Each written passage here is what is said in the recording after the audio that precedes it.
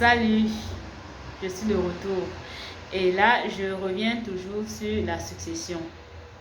Il y a cette question qui revient généralement qui est de savoir est-ce qu'un parent a le droit de vendre la totalité des biens familiaux. Alors je dis non, il n'a pas ce droit-là et toute personne qui n'est pas d'accord peut faire opposition devant les tribunaux. Et devant ce tribunal-là, il y aura des arguments qui seront donnés de part et d'autre. Déjà, à mon niveau, je dirais que les biens familiaux sont un héritage. C'est un héritage qui mérite d'être conservé parce que ça raconte une histoire. Et avant de vendre un bien familial, il faudrait se rassurer d'avoir l'accord de tous les autres co-indivisaires.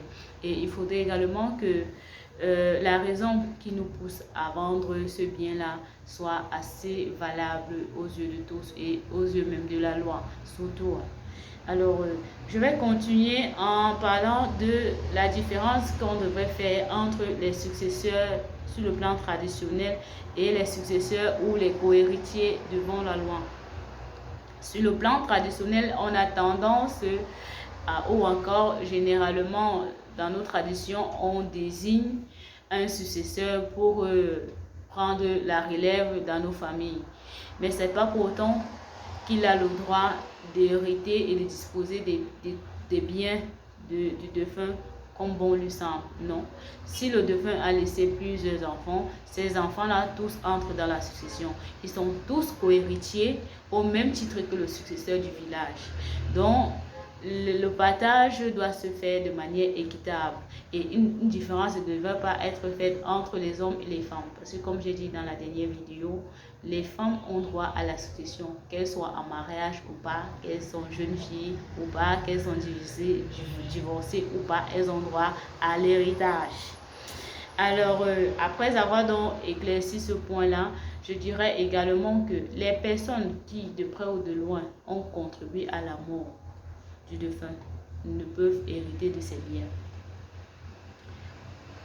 Et ils peuvent également être traduits devant les juridictions compétentes par rapport à l'acte posé. Donc, sachant que les personnes qui contribuent de quelque manière que ce soit n'ont pas droit à l'héritage et ne peuvent même être inclus dans le testament au cas où il y a testament. Je dirais également que lorsqu'il y a succession, on pourrait également désigner plus d'un administrateur. Et ces administrateurs-là ou cet administrateur a le droit de gérer les biens en bon père de famille. Il ne peut vendre ou disposer d'un bien sans l'accord des autres co-indivisaires ou co-héritiers de la succession. C'est important de mentionner cela aussi.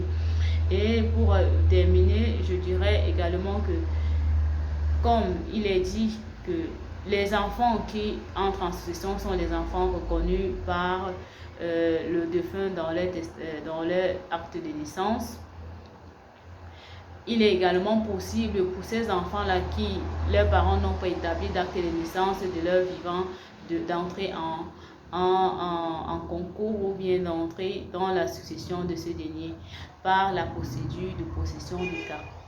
Vous voyez, si on a un parent avec qui on a vécu pendant des années et que notre entourage nous a toujours connus comme parents et enfants, nous pouvons saisir le tribunal par la voie de possession d'État pour pouvoir être reconnu par ce tribunal-là et avoir qualité pour être co-héritier dans une succession. Bon, pour le moment, je vais encore vous laisser parce que les vidéos, j'évite qu'elles soient trop longues de peur que vous n'arrivez à les télécharger. Donc, du coup, on se voit donc dans la prochaine vidéo. Merci, bonne journée.